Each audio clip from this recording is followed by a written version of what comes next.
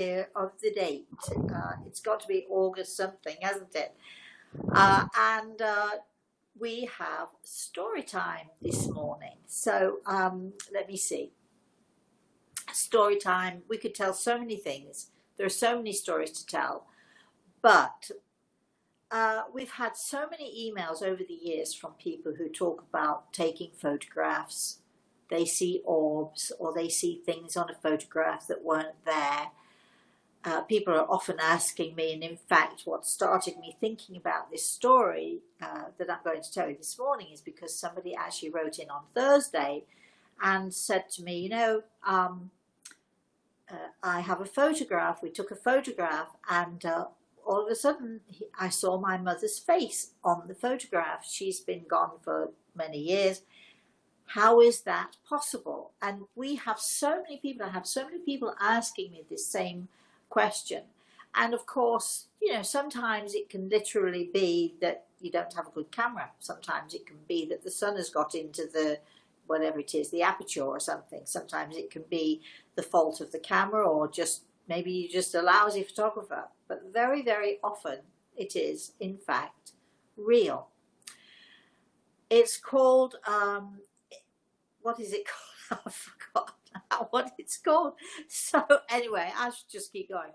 So it is possible that the spirit world can impose their image, sometimes onto photographs, sometimes onto other things. Years and years ago, you know, when mediums used to sit, we used to do, we used to do all of the physical mediumship. We would have apports, or sometimes we would use a planchette, or sometimes we would use a trumpet, so on and so forth. And when we would do those things, I say we, I'm not sure, no, I'm far too young for that. But anyway, mediums used to do those things and use all of those instruments, some of which I have used. You know, you can get some amazing and fascinating results. But one of the things they often would use is they would put some sort of a sheet over something, and they would hope that someone in the spirit world might use their energy to impose their features onto that sheet or whatever it was.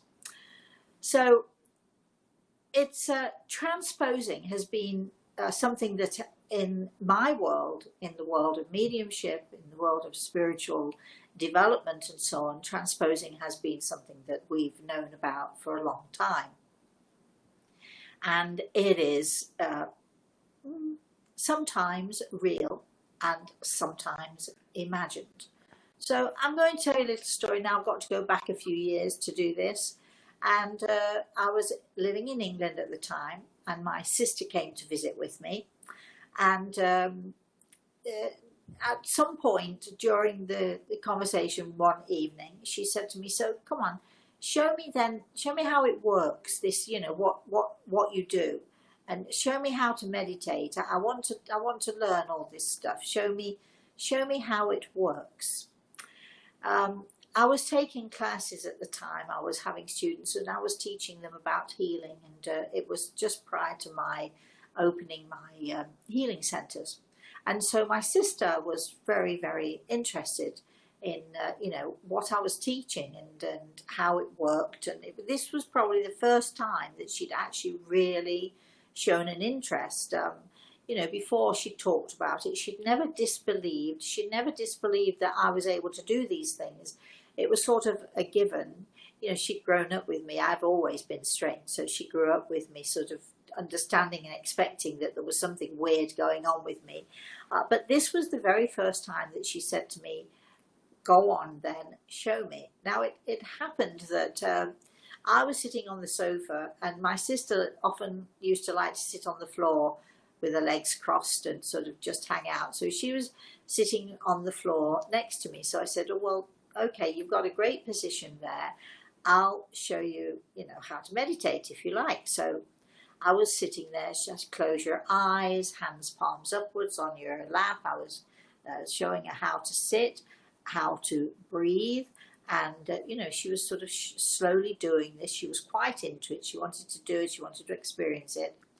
But as I was looking at her and describing to her, her breathing became even. She was obviously sort of getting into this.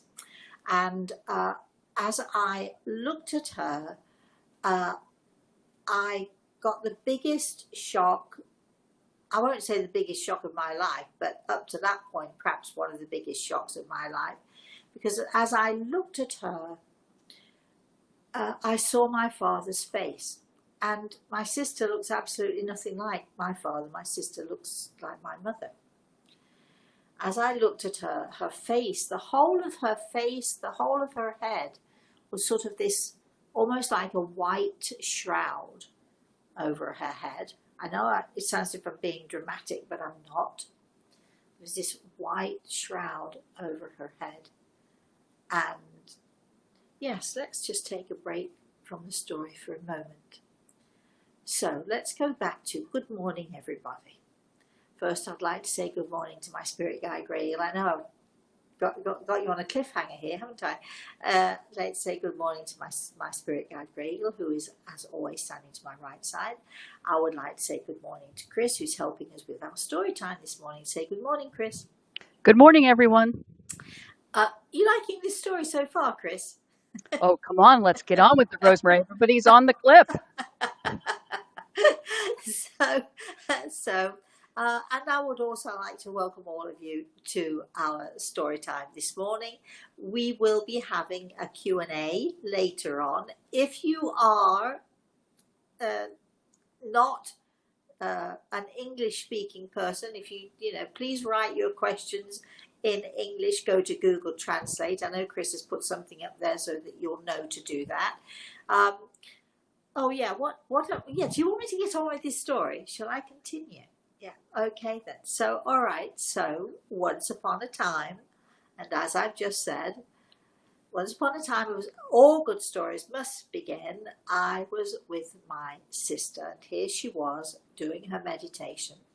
And as I looked at her at one point, sort of about, I'm going to say 10 minutes into this, as I looked at her, it looked as if there was a shroud, almost like a white shroud over her head, covering her head and her shoulders. But instead of seeing my sister, who looks nothing like my father at all, by the way, instead of seeing my sister, I saw my father quite clearly. It was as if he was in the room with me. There was just no mistaking it. And as I stared at my father, thinking, wow, I was a little bit taken aback by this, wondering what to do, where to go with it. I noticed that my sister, even though she wasn't my sister anymore, started to talk. So not only do we have now a transposing of the face, we're also now having a transposing of the voice, because although I could honestly say that it sounded a little bit like my sister, it sounded much more like my father. He had a very distinctive voice, and again, I will emphasize, my father and my sister look and sound nothing like each other.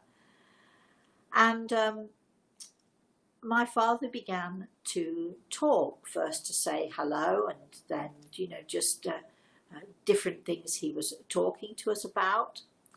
And this went on 5 minutes into it, 10 minutes into it, and all I could do was sit there. I really wasn't doing anything. I didn't need to do anything. My very presence and my very energy there was what was helping my father and my sister's energy. So our energy together, using our energy and also using his own energy, my father was able to produce this transposing. And eventually 15 minutes, 20 minutes, 25 minutes, and then my sister began to cry. And my father, who had been there in this transposed state faded away. And now I have my sister back, and she's sobbing and sobbing and sobbing. So I get her up onto the sofa, put my arms around her, and I just hold her for a little while. And of course, she doesn't have a mirror in front of her. She has no idea that my father was there. She had no idea of what I could see. In other words, she could not see what I could see. Eventually, I got her to quieten down, and I said to her, why don't you tell me? Just tell me what it is that you've experienced. She said, well, I felt my father with me. She said, he was right there, Rosemary. Dad was right there. She said, I don't know how he was there. I don't know, I can't understand it. But she said, I saw him right there. And then, she said, I had a vision. So I said, well, tell me what the vision's about.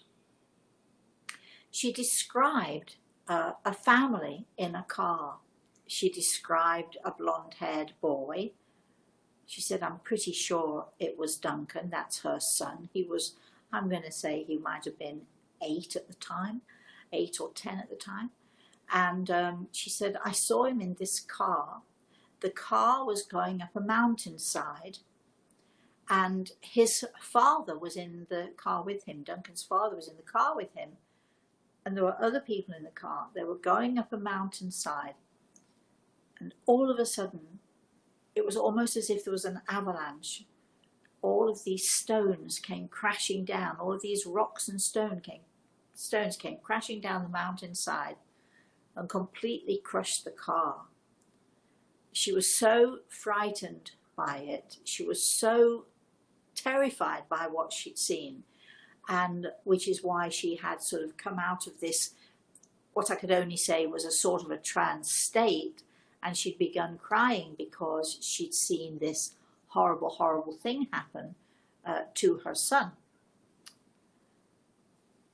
Now at this point, Gregor was able to say, don't worry, everything is going to be fine, it's all good, and he was able to help us to understand a little bit about what had happened. But you know, we were still, you know, sort of uncertain, unsure about why she had seen this vision.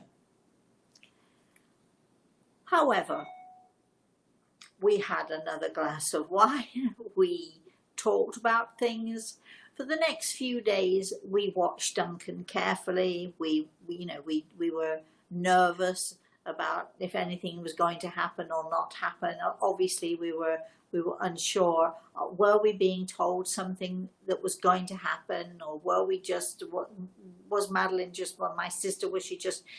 Was her imagination running riot? What was going on with her? We didn't quite know, but. As always happens in these circumstances, you know, you sort of, you get over it, you deal with it. And a few months went by, everything was fine, my nephew was fine. A year went by, everything was fine, my nephew was fine. And then, you know, don't you, what I'm going to say next is that I'm going to say roughly 18 months passed after this experience. And my sister called me,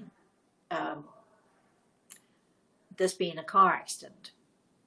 And so I said to her, tell me what happened. And she described the fact that her husband, her ex-husband, his new wife, his daughter, and my nephew, they were in Greece, and they were driving up a mountainside. And they were going to a restaurant, they were going out to eat, and they were driving up this mountainside, and up ahead of them was a big truck, and this truck was carrying huge boulders, big rocks, and at some point going up the side of the mountain, there behind him, the tailgate of the truck somehow broke. It must have been the weight of the boulders, and these boulders came tumbling down. A little bit like an avalanche, came tumbling down, literally crushed the car, caused the car to swerve, which then crashed, and there were a couple of people in the car who were injured. Not, I won't say not badly, one person was injured badly enough to be in hospital for a few months, but they all survived, and my nephew came out of this completely unscathed.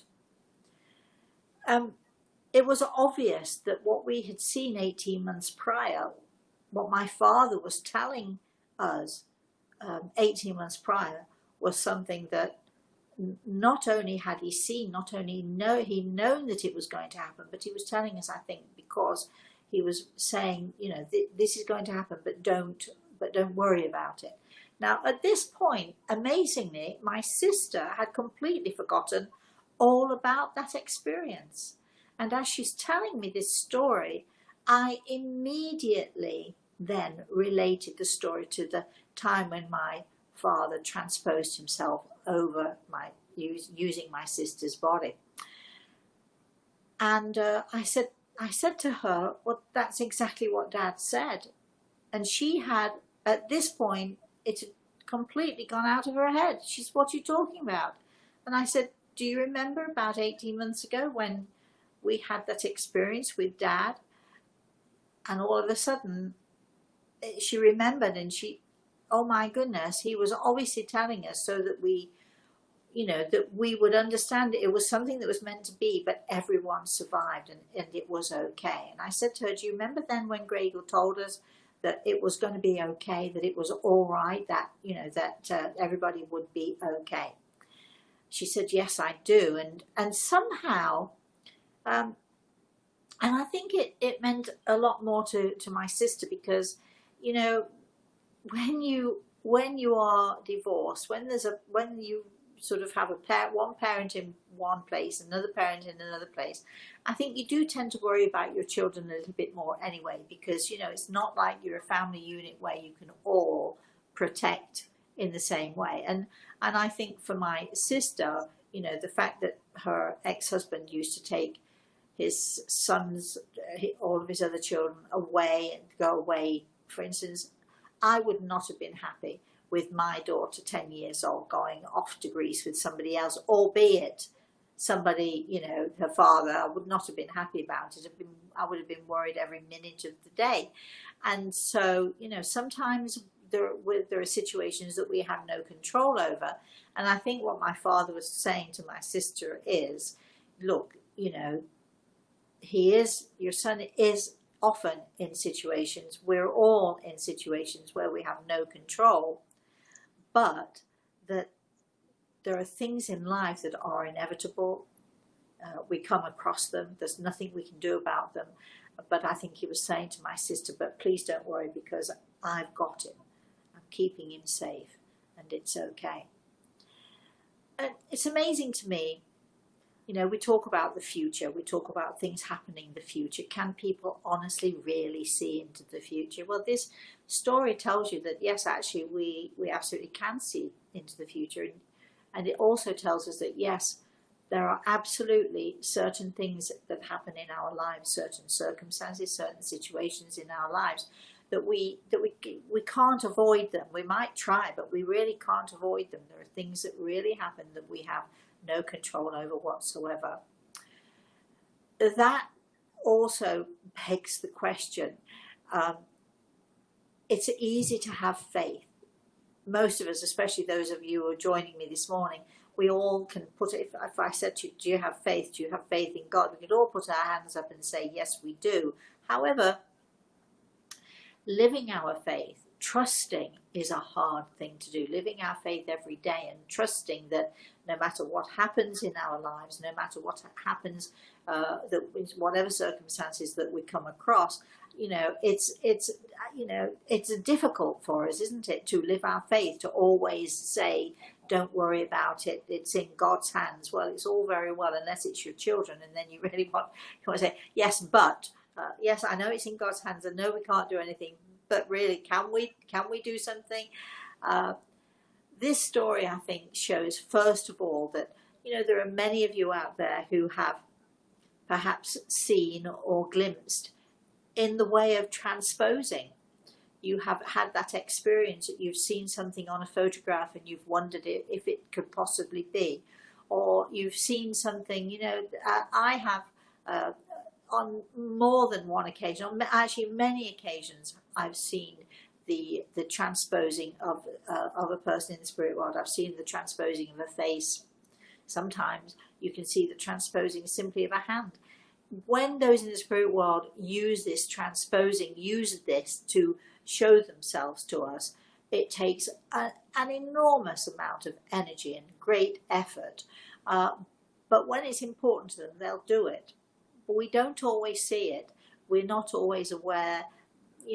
We often think, no, it's our imagination. But it can happen. It does happen. So, for those of you who have had that experience and have thought you were going crazy, just understand that, it can be actually really, really real. And this story, the story of transposing, is something that really does happen. Again, I'm going to describe my sister, who looks nothing like my father whatsoever. She's blonde, has black hair. She's got a sort of a fairly long nose. She won't like me saying it, but the nose, I used to tease her that her nose was hooked when I was younger. Not a nice thing for me to do, but still I used to tease her. And my father sort of has my nose, which is sort of, whatever it is. Although he used to box, and he ended up having to have all the bones in his nose taken out. So he had a very flat, broad nose that spread right across his face. So you can see it looked nothing like my sister at all, sounded nothing like my sister, and yet there he was, using her body and using this, what we call physical mediumship, which is to show himself, or to use that shroud, to shroud himself over my sister's head and shoulders, so that I would be absolutely sure to see him.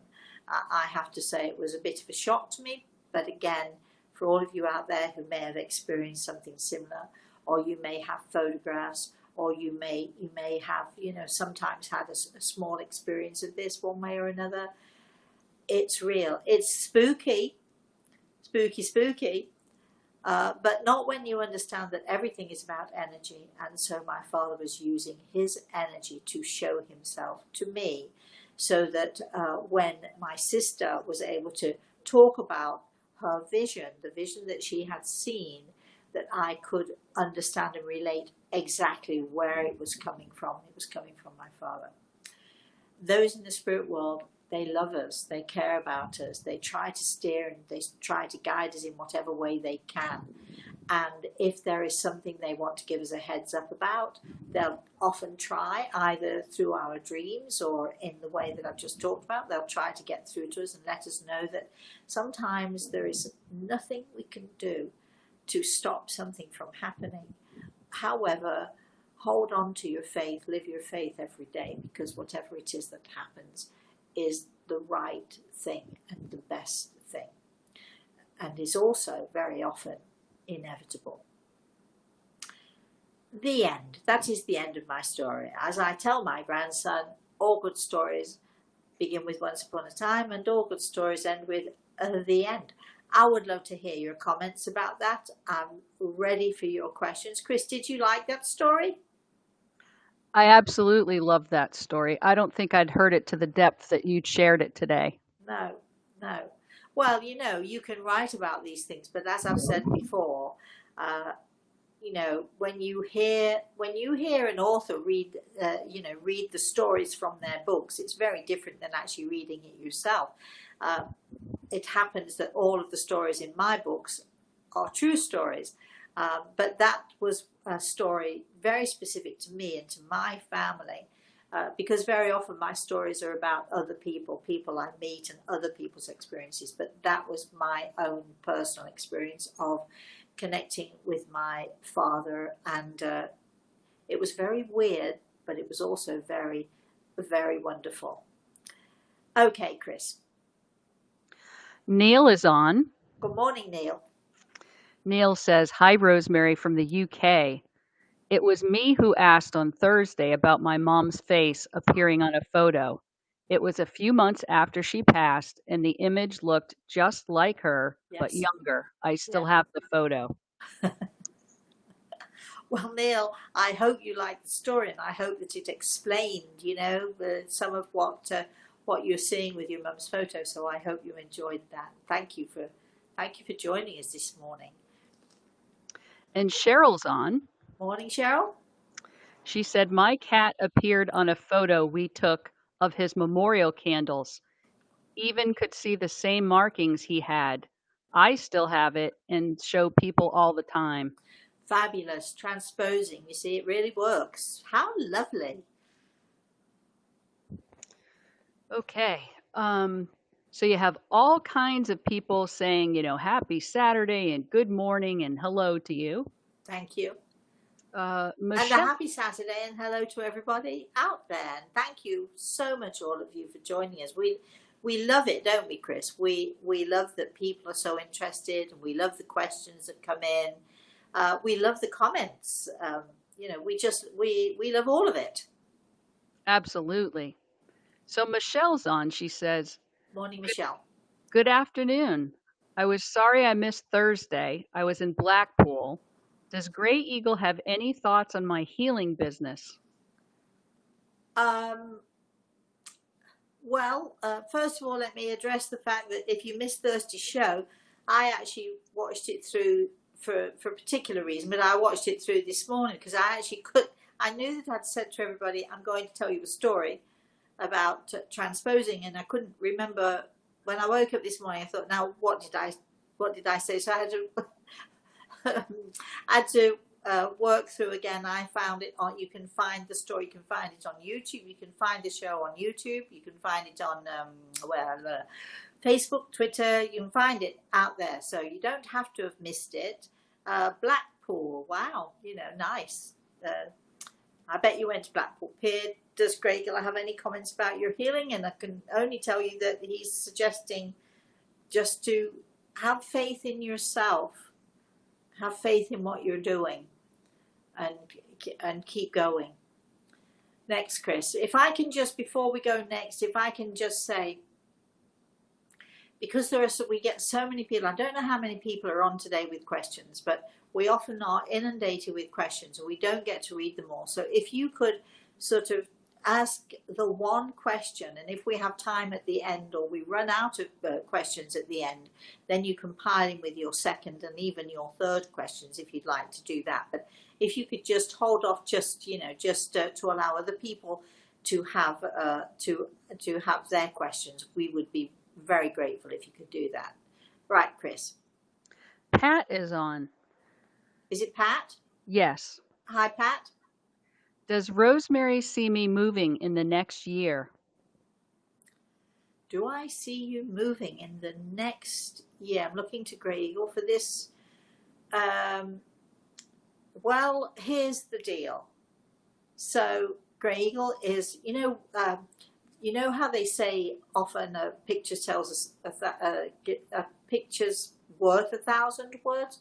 So Grey Eagle is showing me a picture of you, and your feet are so stuck in the mire, they're so stuck in the mud, it's almost as if no matter how hard you try, it's been so hard for you to get out of where you are and out of this rut.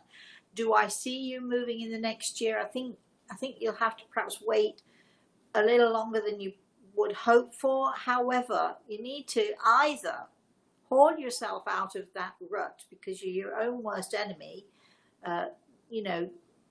You're hanging on to all of the hopes and dreams that you had, even knowing that they're not going to come to fruition where you are, staying where you are, but you're still in some way holding on to them, which I do understand. It's hard to give up a hope of something.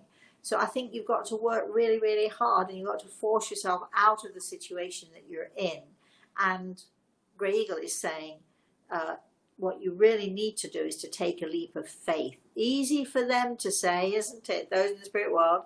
we're the ones who have to suffer the consequences. But he is suggesting that you take a leap of faith so you can get yourself out of the mud you're in, my love. Chris. Ivy's on. Hi, Ivy. Hi, Rosemary. What is the difference with our loved one angels who are beside us and the ones who watch us from the spirit world? Thanks, sending love and healing. Oh, there's a huge difference. Thank you, Ivy, for that question.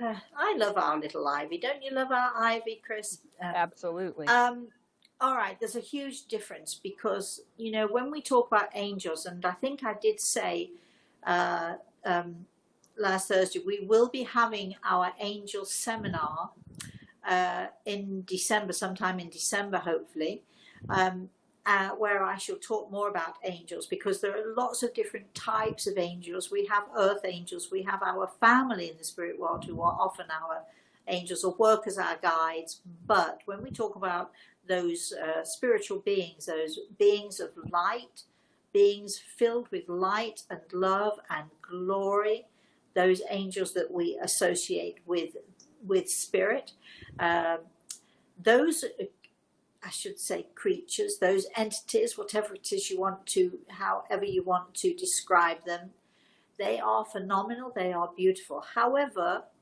whereas our family, our loved ones in the spirit world are sort of there for us, those angels, those, let's say, call them super beings, those incredible beings of light, they are there simply for God, for that universal God force. They are directed by that God force rather than by us. So we can pray to them all we like. And if God says, yes, you can go help in that situation or that situation, then of course they will. But they do not do our bidding. They are not, let's say, they are not influenced by our prayers. They are simply doing God's work. They are about God's will, not the will of those of us who are mere humans. That'll have to suffice for now, but again, we're having our angels seminar in December. We'll give you the dates soon. Chris. Isabel is on. Good morning, Isabel. Hi, Rosemary. Do you see me staying, building with my love? Thank you. I think that we're dealing here in choices. I don't know if you listened to our Thursday show, but this is one of my absolute sayings. I believe in 1,000%. We talked about love, and I think someone on Thursday asked, "Is there such a thing as true love?" And I, of course, there is. It's perhaps easier to find love than it is to keep it. Love is like a weed, is what I tell people. A weed is something that is strong and pure and amazing, even though we consider it a weed. And by the way, just to add a little diversion to this little saying of mine, the Native Americans do not have the word weed in their vocabulary because they believe that everything has a purpose and there is no such thing as a weed. In our Western world, we use the word weed to describe something that is bedraggled or unsavory, or that we simply don't want in our beautiful gardens. So love is like a weed. It will come up through the concrete. How many times, you gardeners out there, do we have to go out and weed?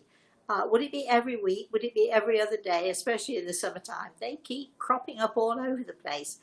And they are hardy, and you will find that, and I've seen this myself, that a weed will actually be strong enough and resilient enough to push through concrete. So love is that thing that is, you know, sort of so powerful and so strong. However, if you neglect it, if you mistreat it, if you pour poison over it in the form of vitriol or disrespect, or if you ignore it completely, you can even kill a weed. So love is to be nurtured, to be respected. So be careful, nurture what you have and it will last. Don't nurture it and it will fade away. Chris. Michelle gives us a comment. Morning, Michelle. I experienced that in circle. So she's talking about the transposing. My Oh, good. dad's face in another. Okay, great. Good. And Margaret has a comment. Morning, Margaret. Good morning, Gray Eagle. I smiled when you stopped, and I thought Gray Eagle was saying, Rosemary, welcome everyone. No, no, no. We just thought we'd give you a little cliffhanger. No, Gray Eagle pretty much, I shouldn't. So if I say Gray Eagle lets me do just what I want, that isn't actually true, is it? But, we work together and anyway, let's move on, shall we? I'm going to get myself into real trouble here if I'm not careful. All right, Mark is on. Morning, Mark. This past Thursday, you shared that you and Gray Eagle shared that the sibling I never met that was my late mom's miscarried nearly 60 years or more was a boy. You said his name was G or Greg. Can you share more about him? Will he, mom, and dad be with me when I pass? Definitely they will. They will come to collect you when it is your time, Mark. I can't really share too much more because that would mean spending at least an hour with you, which I would love to do, but we have so many other people here. But I'm so glad that you understand, that you finally recognize that he's around, and absolutely he's your angel. What can I say? Chris. Ivy says, does Gray Eagle and you sense and know if I have a half sibling out there? Is that also the same as physical trance, what your sister went through? I don't actually understand the question. I'm a bit lost with the question. I think there's two questions. Does she have a half sibling out there? And what your sister went through, is that the same as a physical trance? Yes to the second half of the question. Yes, it was a physical trance. I don't know what other kind of trance there would be, actually. So I'm a bit confused by the question. And the first half of the question, I'm sorry, but I really I can't answer that one in this forum. So keep going, Chris. All right, Mona is on. Morning, Mona. Good day to you, Rosemary. What does it mean when faceless people appear in your dreams? Oh. Mine are riddled with them. Thanks in advance. Yes, well, I've experienced that myself too.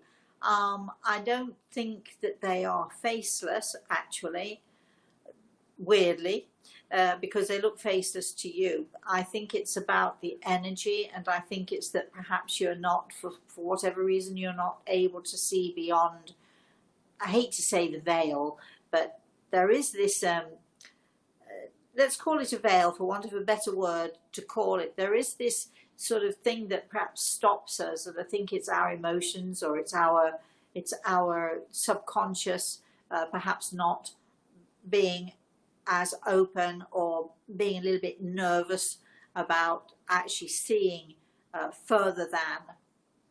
We tend to put up a wall. We use our emotions to put up a wall. So I don't think these faces that you're seeing, I don't think they are faceless. I think it's just a question of, give it time and try if you can. You probably think you're being very open, but it's amazing on a subconscious level what it is, how we try to protect ourselves. So if you're aware that you're perhaps not as open as you think you are, or that there's a possibility that you could be more open, if you can so open yourself a little bit more, I think eventually you will see that those faces are not faceless. They're not unrecognizable. I think you're probably sort of on a subconscious level trying to protect yourself. And once you realize that, you'll begin to see who these people are for you. Hope that helps. Yes, Chris. Maggie says, Oh, good morning, Maggie. I have been feeling unsettled, doing out of normal things, and when I feel this, an earthquake occurs. I don't think it's an earthquake, but something imminent in my life. Is it good, or should I run for the hills? I think it's really good. I might be the earthquake that's coming to you, Maggie. I might be that catalyst that turns your world upside down, but only for the good. Yes, Chris. Gail saying, thank you for your story. It was very reassuring. Morning, Gail. It was very reassuring. Yes. Does she say in what way? No. Okay, that's all right then. Keep going, Chris. I'm sorting through just a little bit. Our lovely favorites are on with 2 and 3 questions apiece, so I'm going to see if I can come back to some of those, but continue on with people's first questions. Okay. All right. Valvacious says, Morning, Vivacious. I go to a church where they say demons do not exist. I have seen both angels and demons. How come my minister cannot see her? I told her everything is yin and yang, sunshine and rain, good and bad, etc. Well, I mean, everybody has their own beliefs. Everybody has their own energy. Everybody has their own way of thinking about things. We had a question about reincarnation the other day. My belief in reincarnation, although I believe that it happens, I don't believe that it happens in the way that so many people think it does. But, I allow other people, what other people believe is for them to choose, and it's not my job to try to change their minds about that. And I respect other people's beliefs and other way of thinking, and I hope that they respect mine. So I think that, how come this person does not see things the same way that you do? Who knows? Maybe it's her upbringing. Does it really matter? She has a different opinion. So you just need to allow her opinion, and to be, and to be comforted with your own. Everybody thinks differently. Please don't try to force your opinions or to impose your opinions onto other people. Just allow her to have her own beliefs and her own belief system, as hopefully she is allowing you to have yours. Chris. Maggie's saying, my grandson Gabriel says hello. His birthday is coming up and he's excited. Oh, how old is Gabriel, I wonder? Hello, Gabriel. Lovely to have you on the show, and a happy birthday to you for your birthday coming up. I think it's really, really great. Which reminds me, I have to say a special happy birthday to Chris's sister, right, Chris? Yeah, Jeannie. So happy birthday, Jeannie. It's Jeannie's birthday, I do believe, today. Happy birthday to you. Happy birthday to you. Happy birthday. Everybody out there is having a birthday, especially Jeannie. Happy birthday to all of you. So Gabriel, have a wonderful and wonderful happy birthday, my darling. Next, Chris. Mary's on. Hi, Mary. My father talked to me in a dream about hip surgery. I'm having hip issues. So do you or Gray Eagle know if the dream was a message for me to get hip surgery? Wow, how nice of your father to give you that little heads up. I'm not sure whether he's saying you need hip surgery, but maybe it's something that you should investigate at some point in the future. These surgeries work really, really well, actually, right now. They really do work exceptionally well right now. So don't be afraid. But your father may be saying to you, perhaps it's time you should investigate it. Be careful, because if you don't sort of connect with these things, if you don't go to your doctor soon enough, you can often do more damage. It might be something at the moment, if you're having trouble with your hip, it might be something small that you can rectify. But if you leave it and you keep, abusing it, not deliberately, I'm sure, but if you keep abusing it by using it, you could end up with trouble. So maybe that is what your father is saying to you. So I should just get it checked out, and it may be a simple matter of physical therapy, or it may be, something that you can do right now that prevents you having surgery, or just check it out is what I would do. Yes, Chris. Cheryl says, this will sound silly. Morning, Cheryl. Go for it. Years ago, I dreamed I was in a room and a blonde man was talking to me. He said, there is a lottery number you need to play. I argued about it, but he was adamant. I did play it, but on the wrong day. He never said which day. No idea who he was, and I missed the number by one day. Oh, well, now here's the thing. Did that teach you to not argue? I doubt it very much. But, you see, sometimes we just really need to listen, to not argue, but to just listen. Not arguing is not acquiescing to somebody say, oh, you're right. It's just not arguing means that you're paying attention, that you're listening. So perhaps you are not meant to win the lottery, but the lottery of life is don't argue unnecessarily. I would take that as a great lesson. I'm sorry you missed the lottery, my love. Chris. MP is on. Hi, MP. Good morning to you both from Montreal, Canada. Good morning. Is there a lot of energy coming in to help us along? And does this cause aches, pains, and tiredness? I think, MP, that your aches and pains and tiredness are because you are forgetting to put yourself first above and beyond other people. I advocate selfishness for all of us. Before we can help others, before we can give to others, we must feed ourselves. We had this conversation yesterday with somebody, right, Chris? You've got to feed yourself. You've got to give. You've got to build up your own energy. You've got to give yourself the energy that you need, that replenishes the energy that you're using. And we can certainly put you on our healing list if you'd like to, my darling, because we can certainly help with that and send energy out to you. Is there a lot of energy coming in? I'm assuming that you mean from the universe to help us in this world. There is a lot of energy, that we have all the help we need out in the universe. It is just that if we don't accept or access it, or if we don't use it, what good is it anyway? Sort of like that, it's like the joke about the guy who went to heaven. Anyway, too long a joke to tell, but how many times can God send us the things that we need and we turn away, or we don't recognize them for what they are?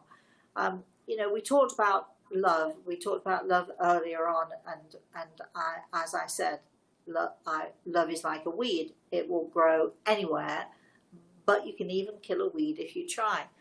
Unfortunately, we're in this world of ours at the moment where there seems to be so much hate and so much meanness and so much going on. And love is not about just the love between a husband and wife, a girlfriend, boyfriend, whoever it is, a partner. Love is not just about loving my daughter or my grandson. There is a love of community that we should be encouraging. There is a love of our world, our earth, of our humanness, and there seems to be so much poison in the world. We need to be really careful, because love can die, and when it is love of our neighbor, love of our fellow man, love of our people who we work with, it is insidious and poisonous, and we need to pay attention. As Grey Eagle would say, our world needs gentleness, and with gentleness we can rebuild and we can encourage that love that we all should have. Chris. Shashi is on. Morning, Shashi. Namaste, Rosemary. Namaste. I want to know from Gray Eagle, when will I start making money? Well, if you pay attention to what I just said to you, sometimes we need to be selfish with our own selves and think about what it is that we want to do rather than thinking about what other people want us to do. I think you need to make a plan, and I think you need to be selfish in some ways. Not selfish to the point where you walk all over other people and where you walk all over other people's feelings, but we do have to see to make sure that we are doing what it is that we want to do first and foremost, so that we can help the people around us, so that we can afford to help the people around us. And I think that when you start to sort of focus properly on what it is you want to do and stop allowing interruptions and stop procrastinating, then I think you will find your finances will improve tremendously. Chris.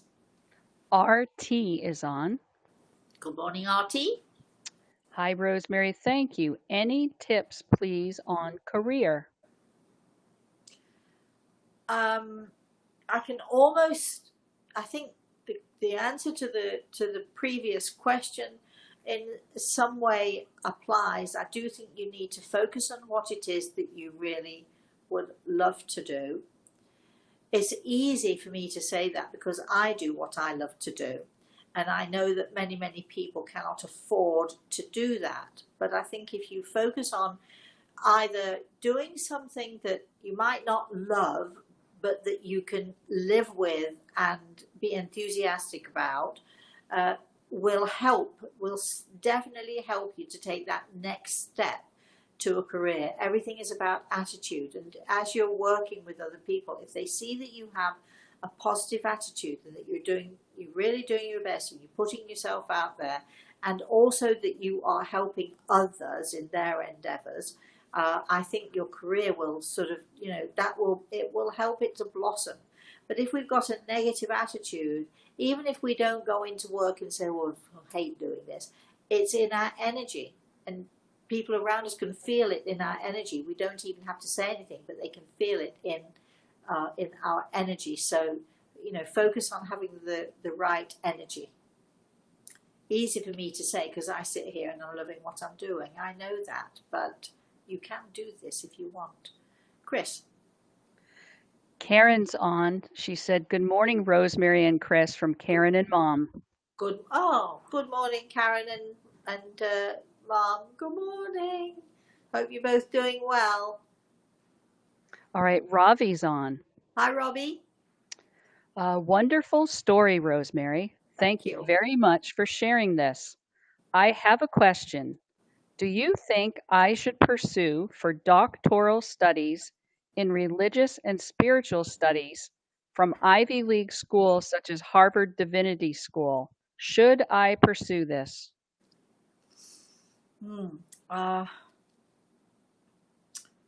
I'm looking to Grey Eagle, obviously. I don't think it's a question of whether you should. I think it's the fact that you will and are in fact doing this to some extent already, Robbie. It's almost as if you're sort of halfway to doing this. However, what I think will happen is as you sort of progress down your path, I think it's going to widen. So I think doing what you're thinking of doing, let's say it's it's wide enough path, it's a good path, it's an okay path, it's okay. I see you going down that, but then I think the opportunities will present themselves in going down this path. The opportunities will present themselves for you to pursue wider things or spiritual things in a wider sense, which I think will be far more fulfilling to you. So, Robbie, you've got great instincts. You've got a great intuition. Follow those. Yes, I want to give you the heads up that it's 5 minutes of 12 now. Okay. All right. So Aislinn says, good morning, Aislinn. I felt like I've been physically touched 3 times recently, by a non-physical being on my back patio. Can Gray Eagle confirm and tell me who it is? It's really thrown me for a loop. I can't sense who or why. Well, I think that you're going through some sort of emotional, little bit of emotional issues right now, or unsettled emotionally. And I feel that you have so many questions within you. I think there have been some doubts from you about your own self. Are you doing the right thing? Some doubts, I think, about your own abilities. I think that there is someone in the spirit world who loves you and who cares about you. Uh, I I sense from what Gregor tells me that it's a man. I think it's somebody in your family who loves you. Thank you, thank you. And I'm told that he passed very suddenly, very quickly. So I feel that this is a man who died of a massive heart attack. That's what I'm thinking, because there are many ways to go suddenly and quickly. Who is somehow standing by you, trying to encourage you, trying to say, you're okay, you're doing the right thing, don't doubt yourself. So I think that you're having this man who is coming to you because he loves you and because he cares about you, and he's trying to reassure you that it's okay, it's all going to be okay. So how nice for you, and I'm so thrilled that you sense him there with you. Chris. Claudia is on. Morning, Claudia. Hi, Rosemary. Is my cousin who passed away a little longer than a month ago an angel now? Does she see me?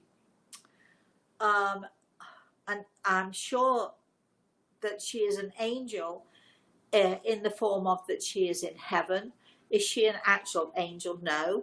Again, we talked about angels earlier on, and the difference between, angels, those incredible and beautiful beings who work with God and for God. But I'm sure that she's your angel. I'm sure that she's often with you, and I'm listening to Grey Eagle, who tells me that she's A-OK, so that she's A-OK. So that's your message right there. She is learning and growing. She tells me to tell you it's beautiful. It's beautiful here. There you are. That's it. Chris. Kirat is on. Morning, Kira. Hi, Rosemary. I hope you are very well. I I, am very well. Thank you. I wonder if you see me in a relationship soon, or if you have any advice for me regarding finding love. Thank you.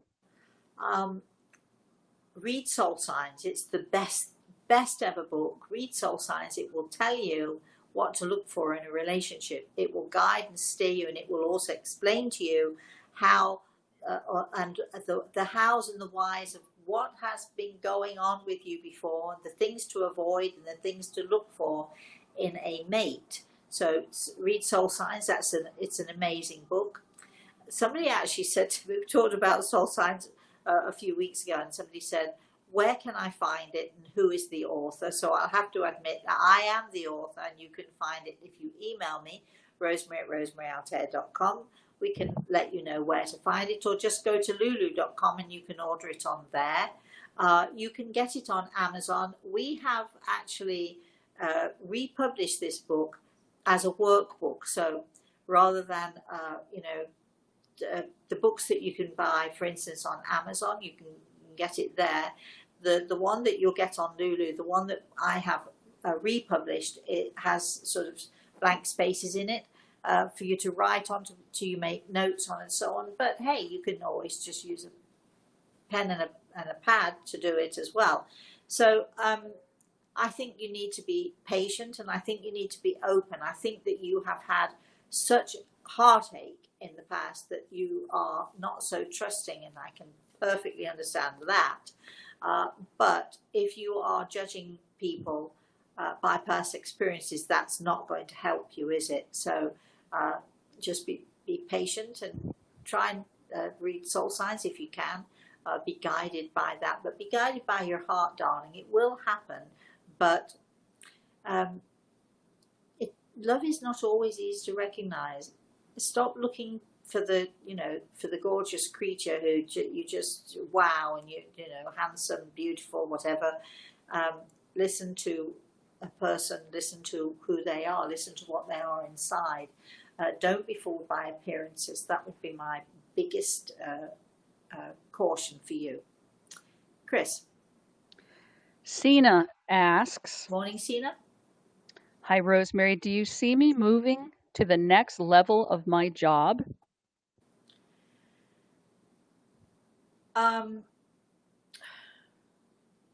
Well, this is a little off the cuff sort of thing, but actually, I think you have someone who you work with who is perhaps blocking your path a little bit. Be careful not to be aggressive. Be careful not to take things personally. Keep smiling, keep doing your job, be open-minded, show that you are a team player, and absolutely you will step up.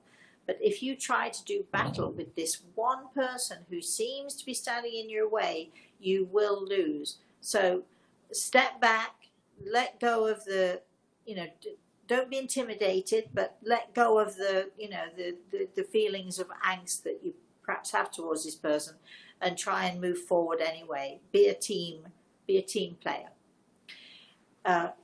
Chris. Asma is on. Good morning, Asma. Hello, loads of love and blessings to you. It has been a long time. I'm stuck financially and I'm not being able to get any work opportunities or break through to earn money and stand on my feet. And apart from faith and patience, this long wait is pulling down my self-esteem. I don't know what there is holding me back to move forward. Can you please guide me? Thank you. Asma, there are so many people who are in your situation right now. So what I'm going to say to you does apply to so many others. In the climate that we're living in now, there are so many people who are struggling exactly as you are. There are so many people who are really, really not knowing how they're going to survive. There are so many people who have lost their jobs, and every time a job comes along, there are so many people applying for it. It isn't personal. Don't take it personally. Understand that if you persevere, you keep trying, you determine that you're going to put yourself out there, and try if you can. I know it's so easy for us to sort of go into that negativity. It's so easy for us to become depressed and despondent, and it sounds like you're sort of on the cusp of that. This applies to so many of you out there. Everything is attitude. Everything is about your attitude. So please try if you can, as hard as it will be to do it, please try to have a really positive attitude. And when you're applying for something, make sure that as you're applying and when you're writing that letter, that all of this positive and all of this good energy is going into that letter and going out there into the universe. And when you send the letter, you send out into the universe. When you send in your application, you're sending it out into the universe, wanting positive results. Be patient, and it's easy for me to say that. Be patient. It will come. You will come around. I promise you will come around. But it's going to be, I think, a little longer than you would wish that it would be. Chris. RT is on. Hi, RT. I feel my miscarried child around me. Can you confirm, please? Without a doubt. It happened years ago. I feel it wasn't the right time for the child to live here. Let me explain something to all of you out there. There are those souls, and again, we're going to have a seminar on this. There are those souls who come to this earth. They come, but they only want the experience of the womb. They only want the experience of connecting with that human energy that we have. They only want that experience for maybe just a very short amount of time. It's not necessarily something that we have done wrong. It doesn't mean that it's not the right time. This is their choice, their choice, this soul's choice to have this experience, to be in the womb, to connect with the mother or connect with the mother's energy, to see what that feels like. And that is their choice, and that's all they need. there are some souls who choose to have that longer experience in the womb, and even to the point where they take a breath, or they take a few breaths, or they live for a few days, and then they pass. It is their choice to do this. And although we don't necessarily understand it, we don't understand why it is that they want to do this, this is their choice, and this is what they have chosen. And having had several miscarriages, not just 3, not just 4, but anyway, having had many miscarriages, it comforts me to know that they chose me to have this experience with. How nice for me that I was able to help them with this experience, and to give them, or to share with them, my energy. Of course, it's painful, it's heartbreaking, and so on. And my miscarriages, obviously, you can see, happened a long, long time ago. But I'm just grateful that they felt that they could trust me enough to have that experience with me, and then to move on with that experience, to learn and grow in whatever way they choose. So I am absolutely certain that this miscarriage that you had, my darling, was for the soul's purpose, the soul's purpose of having that experience, and you were chosen, and how wonderful that you were chosen. So please don't beat yourself up about it. And yes, I'm sure that that soul visits from time to time with you, as those I miscarried do with me also. I'm pretty sure we're out of time, Chris, aren't we? Well, you've definitely gone over. Okay. You're always so generous. Well, come on, you're sitting here with me. It's like, we don't want to leave you all. We want to answer every question that there is, but we know that as long as we sit here, there are going to be more and more and more questions. So I do hope that you all enjoyed your story today. If you would like to know more about consultations, my books, my guided meditations, if you'd like to know more about anything, if you'd like to know more about our webinars, if you'd like to know more about our classes, whatever it is you'd like to know about, email me, rosemary@rosemaryoutair.com.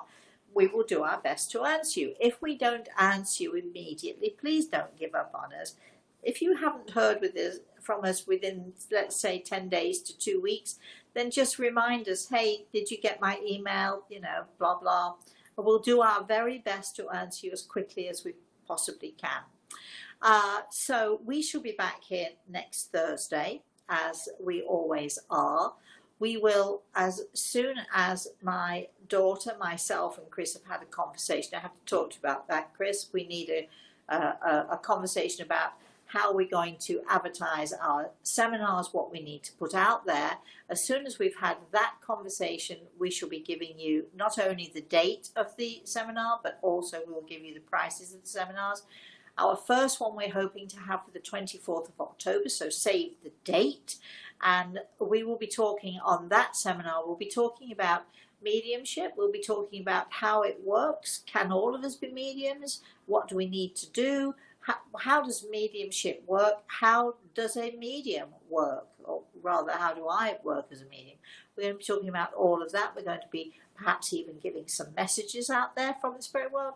So that is going to be our first seminar. Keep the date, the 24th of October. We're still plumbing for that. We'll give you all of the details as soon as we have them. And we should be back, as I've said, I think I already said it, Thursday, 11 a.m.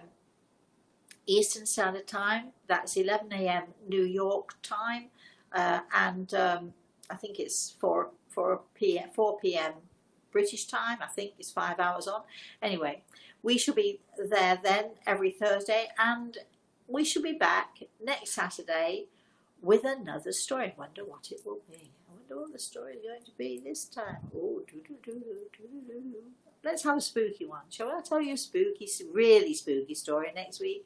Or maybe I'll just tell you whatever comes along. And we will be here again for story time and for a Q&A. Thank you so much, all of you. You are wonderful. I do appreciate you. I appreciate your loyalty. I appreciate you coming to join with us and to sort of spend this time with us. Thank you to Chris. Thank you to my spirit guide, Great Eagle, for all the help and guidance that he's able to give us. And please, until I see you again, in the meantime, have a very, very blessed rest of the day. And please, all of you out there, please have a very blessed rest of the weekend. Bye-bye, everybody.